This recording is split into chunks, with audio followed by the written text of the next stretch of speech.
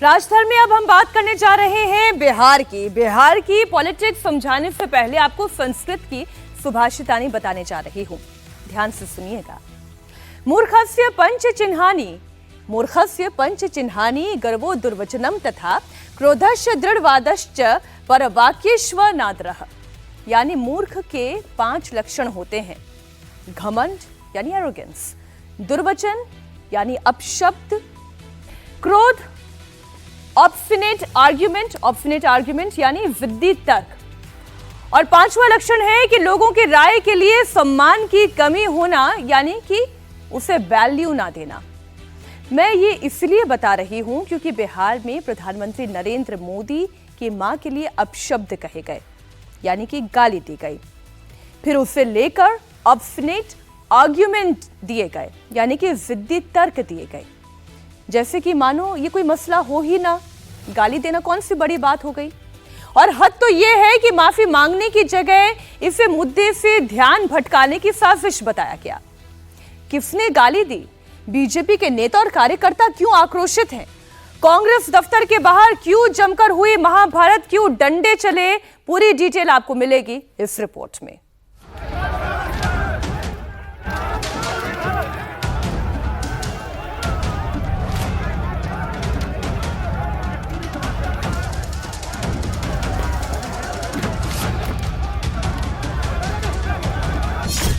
PM Modi को गाली, BJP में आक्रोश भारी।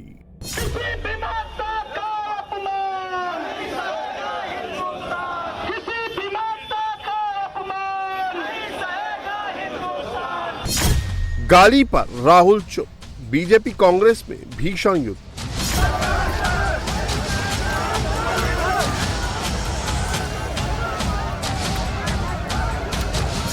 वोट चोरी पर लड़ाई, गाली गलौज पर क्यों आई?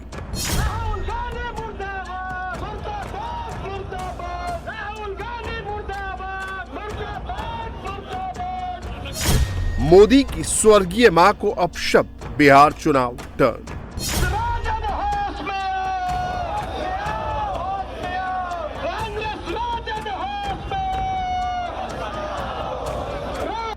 देश के प्रधानमंत्री नरेंद्र मोदी की स्वर्गीय मां को गाली दी गई। राहुल गांधी के मंच से प्रधानमंत्री मोदी के लिए अपशब्द कहे गए।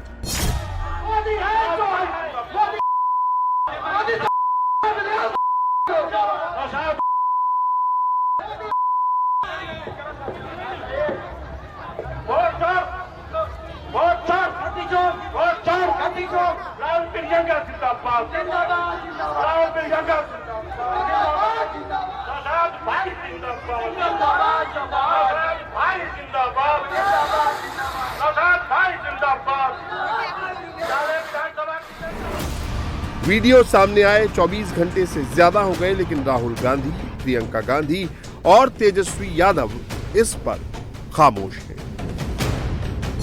बीजेपी ने अब इस मामले में खुल्लम खुल्ला वॉर का ऐलान कर दिया है। बीजेपी कार्यकर्ताओं में भारी आक्रोश है।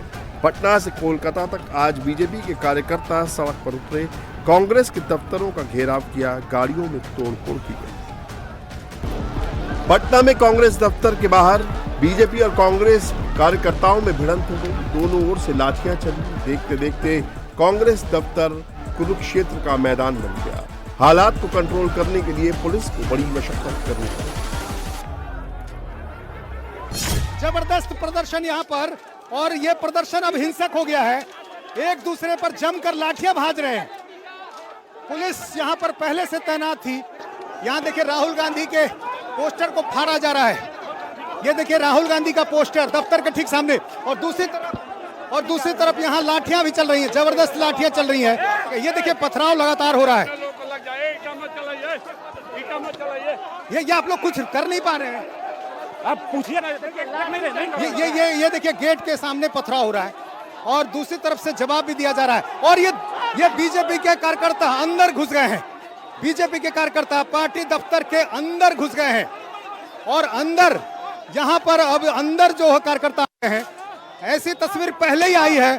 और यहाँ पर देखिए जो गाड़ियां लगी हुई हैं उनको निशाना बनाया जा रहा है। शायद ही कभी ऐसी तस्वीर देखने को मिली है पटना में कांग्रेस दफ्तर में। और ये देखिए पुलिस वाले हथियार लेकर बाहर आ गए हैं। ये कैमरामैन ये दिखाएं, ये गाड़ी के शीशे तोड़ दिए गए। ये दफ्तर के अंदर जो गाड़ियां लगी हुई थी उसके शीशे तोड़ दिए गए हैं। गेट बंद करने की कोशिश की जा रही है ताकि जो ये कार्यकर्ता हैं उनको आमने सामने की स्थिति से बचाया जा सके। गेट को लॉक कर दिया गया है। गेट को लॉक कर दिया गया है ताकि अब बाहर ना जा सके। बीजेपी में गुस्सा इस बात को लेकर भी ज्यादा है कि पीएम मोदी की मां जो अब इस दुनिया में नहीं है, कांग्रेस के मंच से उनका अपमान किया गया। इसे लेकर कोलकाता में भी बीजेपी ने बड़ा प्रोटेस्ट किया। कोलकाता में भी कांग्रेस ऑफिस का घेराव किया।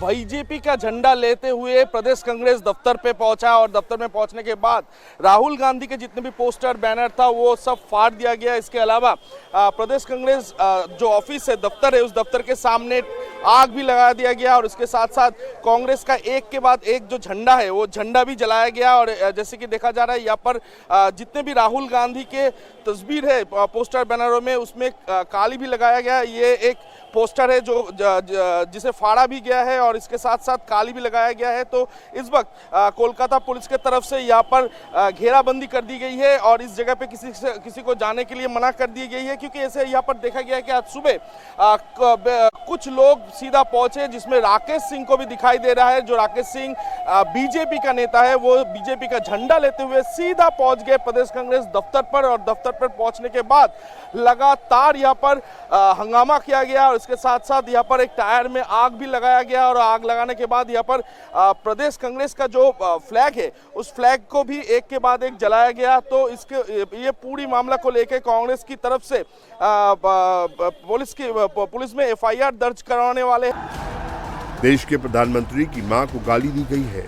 बीजेपी के सबसे बड़े लीडर की मां का अपमान किया गया है। इसे लेकर बीजेपी सड़क पर है, लेकिन राहुल गांधी चुप है। माफी मांगना तो दूर, राहुल गांधी प्रधानमंत्री मोदी के लिए तू तड़ाक की भाषा का इस्तेमाल कर रहे हैं। प्रधानमंत्री मोदी को कह रहे हैं तुम वोट चोर हो। प्रधानमंत्री चुप क्यों है? प्रधानमंत्री एक शब्द क्यों नहीं बोल रहा है? प्रधानमंत्री वोट चोर है, हमने उसको पकड़ लिया है।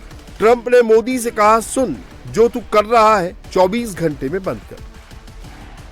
पीएम मोदी की मां के अपमान वाला वीडियो सामने आने के बाद राहुल गांधी कई सभाएं कर चुके हैं। हर जगह वो मोदी के लिए ऐसी ही निम्न स्तर की भाषा का इस्तेमाल कर रहे हैं। सर, मैं आरोप लगा रहा हूं प्रधानमंत्री पे हर रोज कि तुम वोट चोर हो। प्रधानमंत्री चुप क्यों है? प्रधानमंत्री एक शब्द क्यों नहीं बोल रहा? क्योंकि प्रधानमंत्री वोट चोर है। वो जानता है कि हमने उसको पकड़ लिया है। ट्रंप ने आज कहा कि जब हिंदुस्तान पाकिस्तान का युद्ध हो रहा था, मैंने फोन उठाया और नरेंद्र मोदी से कहा कि सुन, ये जो तू कर रहा है इसको 24 घंटे के अंदर बंद कर। और नरेंद्र मोदी ने 24 घंटे में नहीं, 5 घंटे में सारा का सारा रोक दिया। अब जब कांग्रेस के सबसे बड़े लीडर की भाषा ही ऐसी होगी तो बाकी नेताओं की जुबान बिगड़ना तो लाजमी है।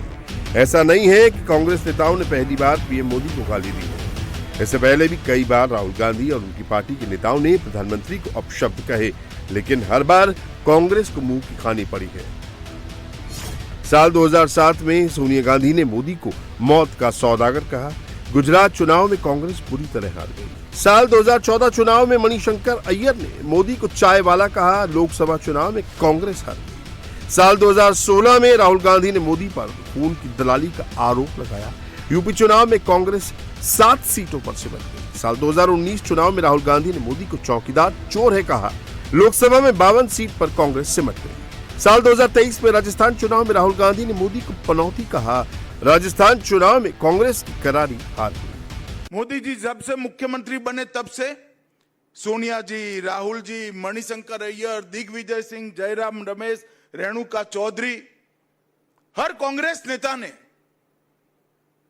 मोदी जी के लिए अपशब्द कहे। कोई मौत का सौदागर कहता है, कोई जहरीला सांप कहता है, कोई नीच आदमी कहता है, कोई रावण बताता है, कोई भस्मासुर बताता है, कोई वायरस कहता है। कांग्रेस के नेता क्या समझते हैं? इस प्रकार की भाषा का प्रयोग कर कर आपको जनादेश प्राप्त होगा क्या? मैं आज कांग्रेस के नेताओं को कहना चाहता हूं, जितनी ज्यादा गालियां मोदी जी को आप दोगे, कमल का फूल इतना ही बड़ा होकर खिलकर आसमान तक पहुंचेगा। और हर चुनाव में आपने प्रयास कर कर देखा है, फिर भी कुछ सीखना नहीं चाहते। हर चुनाव में गाली दिया, मुंह की खाई। पीएम मोदी की मां को गाली राहुल गांधी के मंच से दी गई। गाली देने वाला मोहम्मद रिजवी है, यानी उस मुस्लिम समाज से आता है जिसकी बिहार में 17% से ज्यादा आबादी है, यानी सबसे बड़ा वोट बैंक है। तेजस्वी के M-Y समीकरण का सबसे बड़ा हिस्सा है। इसीलिए तो तेजस्वी की पार्टी ये मानने के लिए तैयार नहीं है पीएम मोदी की मां को गाली दी गई। आप तो यात्रा में थे, क्या उस मंच पे राहुल जी, तेजस्वी जी या महागठबंधन का कोई नेता वहां था? आप थे ना? कोई तो नहीं था। ये दरभंगा के जिस मंच का मतलब संदर्भ दे रहे हैं, तथाकथित रूप से गाली दी गई, अपशब्द, कोई उसके पक्ष में नहीं खड़ा हो सकता। हम बीजेपी से भाषा के स्तर पर भी लड़ रहे हैं, क्योंकि उनकी भाषा में ये गिरावट है। हम उसके पक्ष में नहीं है, चिन्हित करिए, कार्रवाई करिए, लेकिन ये हेडलाइन मैनेजमेंट की चीज मत बनाइए कि राहुल जी की और तेजस्वी जी के लोग थे ना। भाई, किसी के नहीं थे। चिन्हित करिए और कार्रवाई करिए।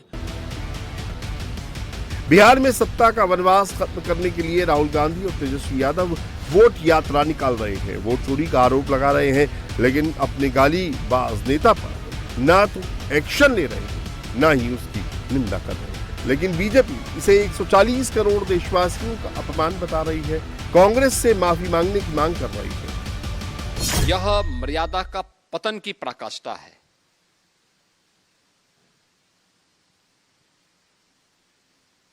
हर व्यक्ति इस बात को जानता है कि एक मां ने अपने असाधारण संघर्ष और संस्कारों के माध्यम से एक ऐसे पुत्र को गढ़ा जिसने अपने आप को राष्ट्र माता के लिए समर्पित कर दिया। माता से प्राप्त संस्कारों और संघर्षों ने जिन्हें न केवल देश का बल्कि दुनिया का सबसे लोकप्रिय जननेता बनाया है। इंडी गठबंधन के मंच से इस प्रकार की अमर्यादित भाषा 140 करोड़ भारतवासियों का अपमान है। कांग्रेस की तथाकथित वोट अधिकार यात्रा ने जिस प्रकार से और जिस भाषा में यशस्वी प्रधानमंत्री की दिवंगत माताजी के लिए जो शब्द उपयोग किए हैं, ये मैं मान के चलता हूँ ये गाली की भाषा इस देश की नहीं हो सकती है, ये बिहार की भाषा भी नहीं हो सकती है। मैं कटु शब्दों में निंदा करता हूँ और खास करके यशस्वी प्रधानमंत्री की माताजी को लेकर के ये जो अभद्र भाषा बोली गई दो शहजादों द्वारा, ये सारी सीमाओं का उल्लंघन है।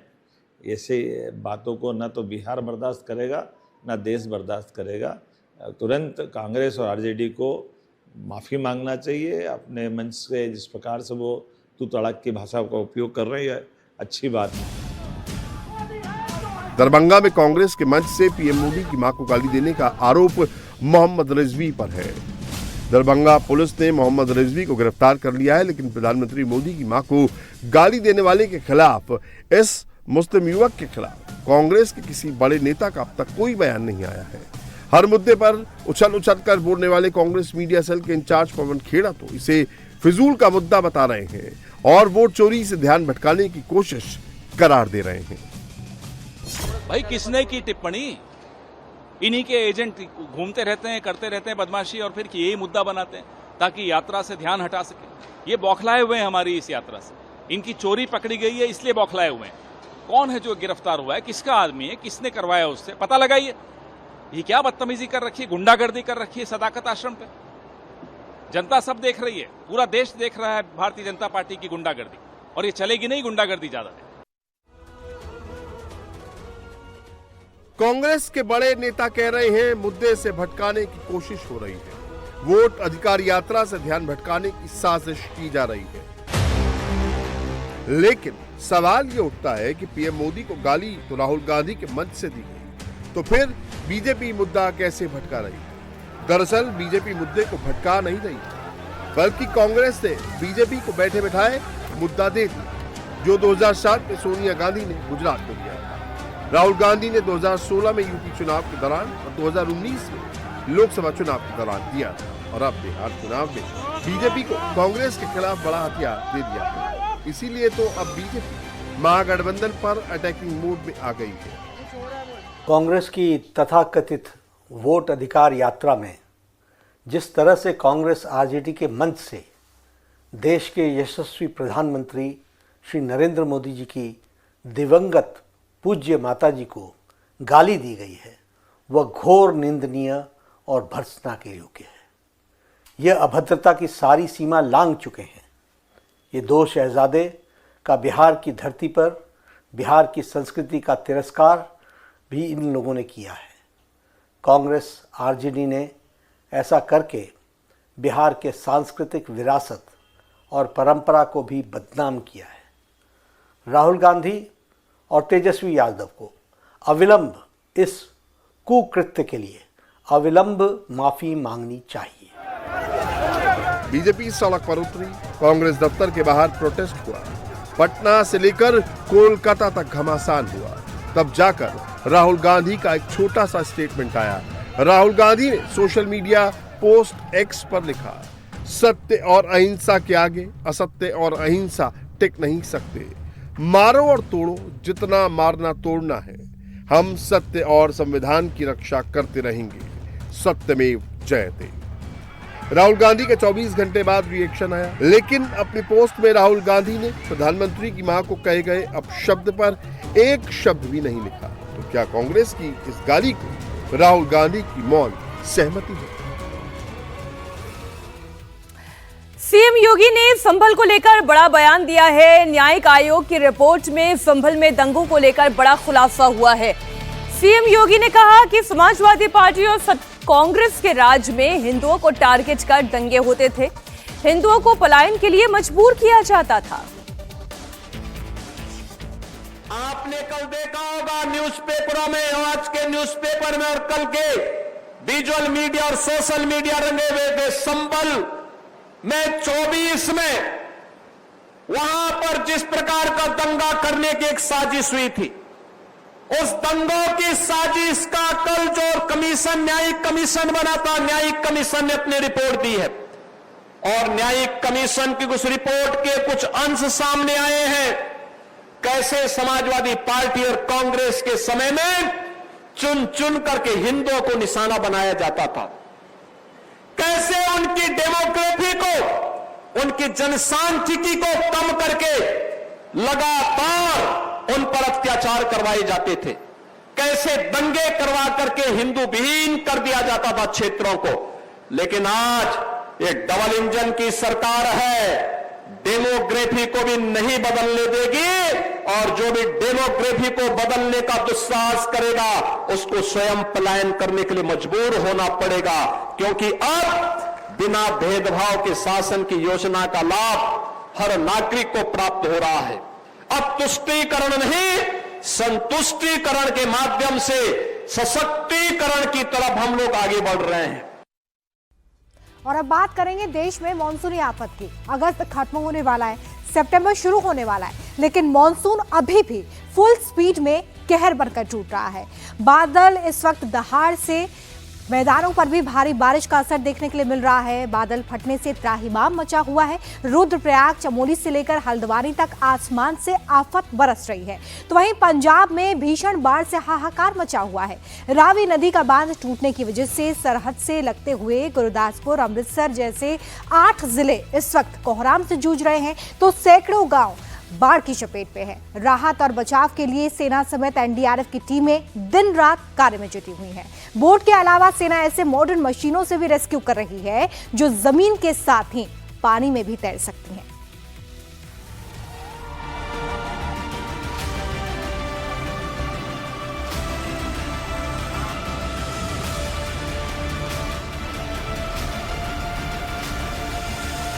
पहाड़ से मैदान तक बादलों का तांडव, आफत का सैलाब, मुसीबतों का पहाड़। उत्तराखंड से पंजाब, तबाही बेहिसाब। पहाड़ से मैदान तक बादलों का तांडव जारी है। आसमान से बरसी आफत से कहीं बड़े बड़े पुल सैलाब में समा गए तो पहाड़ों पर बादलों के फटने का सिलसिला जारी है। उत्तराखंड में बादल फटने से भारी तबाही हुई है तो पंजाब में बाढ़ का कहर जारी है। गुरदासपुर, अमृतसर समेत कई जिलों में बाढ़ से त्राहिमाम है। राहत और बचाव में सेना के साथ ही एनडीआरएफ दिन रात जुटी हुई है। रावी नदी का बांध टूटने से यहां जल प्रलय जैसे हालात हैं। तबाही का ये मंजर जम्मू के नगरोटा का है। तवी नदी में आए उफान ने किस तरह तबाही मचाई, ये उसकी एक बानगी है। तस्वीरें नगरोटा के बाबा पेड़ देवता ब्रिज की हैं, जहां दरिया अपना रौद्र रूप दिखा रहा है। सैलाब ऐसा कि लोहे का ये ब्रिज ज्यादा देर तक नहीं टिक पाया। देखते ही देखते पूरा ब्रिज सैलाब की आगोश में आ गया। बीते दिनों यहां हुई बारिश से भारी तबाही मची है। तवी नदी में आए उफान से भारी नुकसान हुआ। कहीं नदी किनारे बने लोगों के आशियाने तबाह हो गए तो नदियों पर बने कई पुल धराशायी हो गए। बारिश रुकने के बाद अब सेना सड़कों समेत पुलों को रिस्टोर करने में जुटी है। हम इस वक्त जम्मू के 4th ब्रिज पुल पर मौजूद है, जो पुल बाढ़ के कारण पूरी तरह से तबाह हो गया था। इस पुल की जो वॉल प्रोटेक्शन था वो पूरी तरह से ज़मीन दोष हो चुका था। जम्मू और पुंछ राजौरी का जो संपर्क था वो पूरी तरह से टूट चुका था। लेकिन अब एक बार फिर सेना जो है वो सामने आई है और सेना की मदद से इस 4th ब्रिज पर एक नया पुल जो है वो तामीर किया जा रहा है। मेरे पीछे आप ये तस्वीरें देख सकते हैं। सेना के जवान, जम्मू कश्मीर पुलिस मिलकर जो है यहाँ पर ये पुल बनाया जा रहा है और उम्मीद की जा रही है कि आज शाम तक पुंछ, राजौरी और जम्मू जो है एक बार फिर कनेक्ट होगा। उत्तराखंड में बादल फटने से भारी तबाही हुई है। रुद्रप्रयाग, चमोली समेत कई इलाकों में बादल फटने के बाद हालात बिगड़ गए हैं।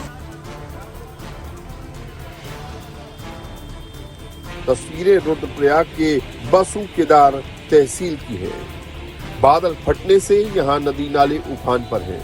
अलकनंदा और मंदाकिनी नदी अपना रौद्र रूप दिखा रही है। दोनों नदियां खतरे के निशान से ऊपर बह रही हैं। बाढ़ का पानी लोगों के घरों में घुस गया है, जिससे लोगों की मुसीबत बढ़ गई है। 40 से 45 परिवार खतरे की जद में है। हालांकि लोगों को निकालने के लिए युद्ध स्तर पर रेस्क्यू ऑपरेशन चलाया जा रहा है।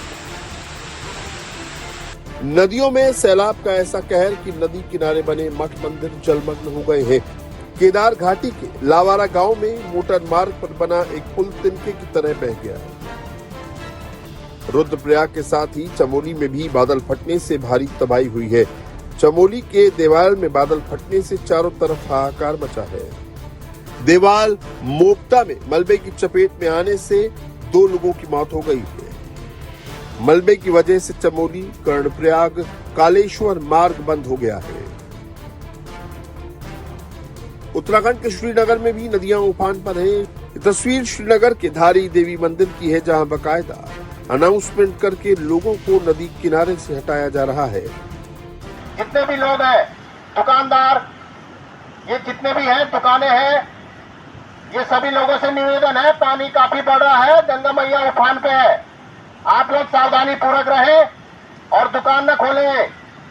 ये दुकान न खोलें और यात्रियों को भी सूचित करते रहें। लगातार खतरा बना है। लगातार हो रही बारिश के कारण अलकनंदा नदी का जलस्तर लगातार बढ़ रहा है।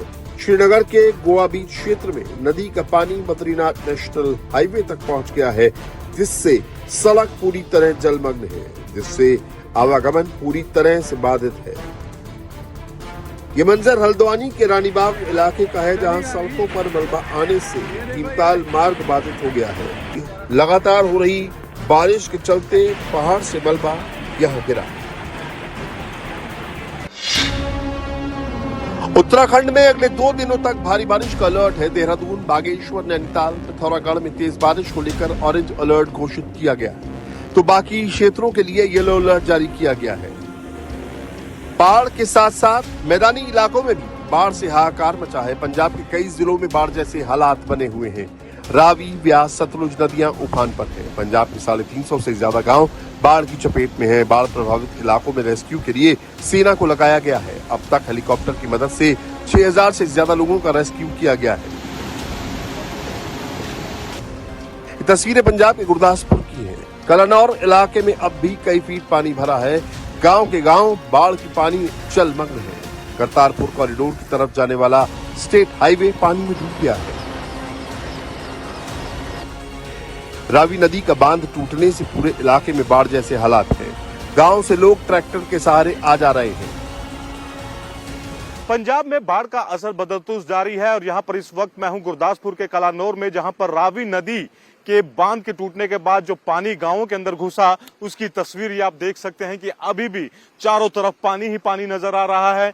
लोग ट्रैक्टर और के ऊपर बैठकर अपना सफर जो है वो पूरा कर रहे हैं। हालांकि अब कल की अपेक्षा इस जगह पर पानी जरूर कम हुआ है। कल यहाँ पे 4 से 5 फीट पानी था, लेकिन आज जो है ये तस्वीरें देख रहे हैं कि ट्रैक्टर जो है वो यहाँ पर आ रहे हैं, क्योंकि ट्रैक्टर एकमात्र जरिया है जो कि पानी से जो जरूरतमंदों की सहायता के लिए कल से ही इस्तेमाल जो है वो किया जा रहा है।